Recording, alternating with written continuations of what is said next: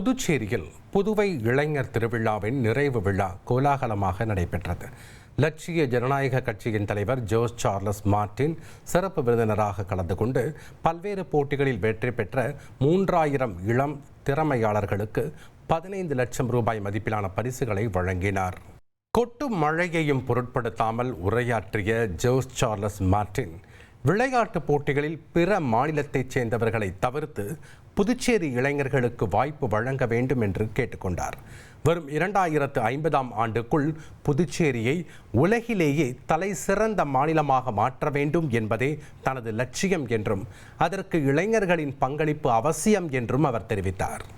நான் இன்னைக்கு vision for Puducherry 2050ங்கிற ஒரு விஷன்ல நம்ம புதுச்சேரியை 2050 ஒரு one of the best city இந்த வேர்ல்டு அளவுக்கு நம்ம கொண்டு போகணும்.